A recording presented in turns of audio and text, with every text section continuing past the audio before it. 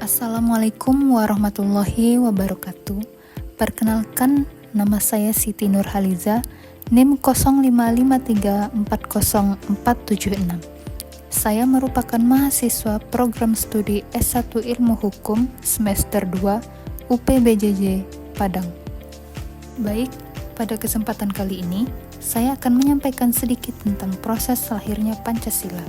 Yang pertama, yaitu sidang BPUPKI pada tanggal 29 Mei sampai 1 Juni 1945 dan sidang kedua pada tanggal 10 Juli sampai 16 Juli 1945. BPUPKI adalah badan penyelidik usaha-usaha persiapan kemerdekaan Indonesia, dibentuk oleh Jepang untuk menyiapkan kemerdekaan Indonesia.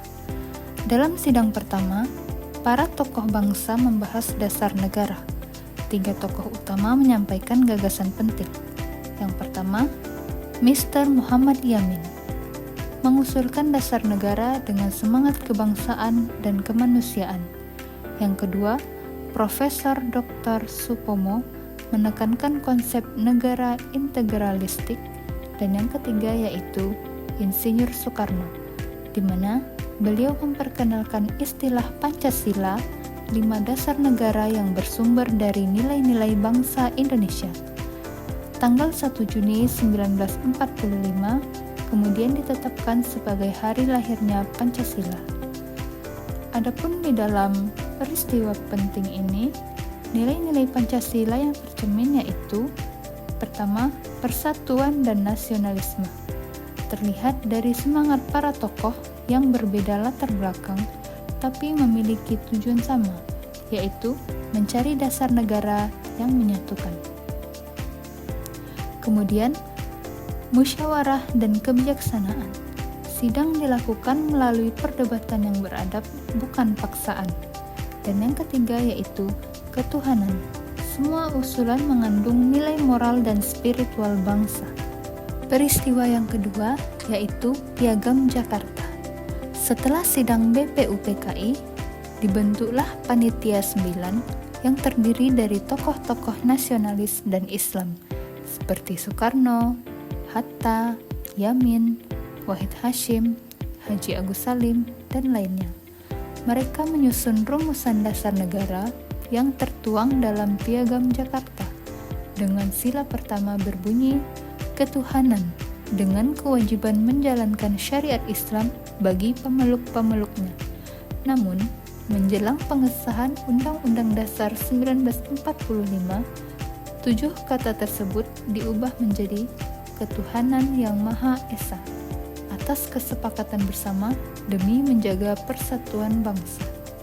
Adapun nilai-nilai Pancasila yang tercermin dalam peristiwa Piagam Jakarta ini yaitu toleransi dan persaudaraan. Penghapusan 7 kata dilakukan demi persatuan seluruh rakyat Indonesia tanpa membedakan agama. Yang kedua, kemanusiaan. Para pendiri bangsa menunjukkan empati dan saling menghormati keyakinan masing-masing. Dan yang ketiga, kebijaksanaan dan keadilan. Kepentingan bersama diutamakan di atas kepentingan golongan. Proses lahirnya Pancasila juga tidak terlepas dari peristiwa sidang PPKI. Sehari setelah proklamasi, Panitia Persiapan Kemerdekaan Indonesia atau yang disingkat PPKI mengesahkan Undang-Undang Dasar 1945 dan menetapkan Pancasila sebagai dasar negara Indonesia.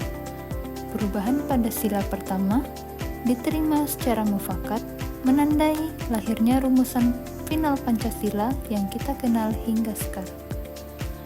Adapun nilai-nilai yang tercermin pada sidang PPKI ini yaitu yang pertama, persatuan, di mana semua pihak sepakat demi keutuhan bangsa. Yang kedua, musyawarah, keputusan diambil melalui mufakat, bukan kekuasaan. Kemudian yang ketiga, keadilan sosial. Pancasila menjadi dasar bagi negara yang menjunjung keadilan bagi seluruh rakyat Indonesia. Itulah 3 peristiwa penting dalam lahirnya Pancasila. Proses lahirnya Pancasila ini bukanlah hanya sejarah, tetapi cermin nilai luhur bangsa yang harus terus hidup dalam diri kita. Dari perjalanan ini, kita belajar bahwa kemerdekaan dan persatuan tidak lahir dari keseragaman, tetapi dari kemauan untuk saling memahami dan menghormati perbedaan. Para pendiri bangsa mengajarkan bahwa kebesaran bangsa lahir dari dialog, kompromi, dan kesadaran bersama akan tujuan yang lebih besar. Bagi generasi muda saat ini, nilai-nilai itu masih sangat relevan, terutama di tengah tantangan zaman seperti polarisasi, intoleransi, dan perpecahan sosial. Untuk itu, kita perlu meneladani semangat musyawarah dan toleransi agar perbedaan tidak memecahkan persatuan. Kemudian, nasionalisme yang inklusif, di mana kita bangga menjadi bagian dari bangsa yang majemuk. Dan terakhir, keadilan dan kemanusiaan, dengan peduli terhadap sesama dan aktif membangun masyarakat. Jika para pendiri bangsa mampu bersatu dalam perbedaan untuk melahirkan Pancasila, maka kita generasi muda harus mampu menjaga dan menghidupkannya dalam tindakan nyata. Selama Pancasila hidup dalam hati setiap anak muda Indonesia, bangsa ini akan selalu punya arah, selalu punya harapan, dan selalu punya masa depan.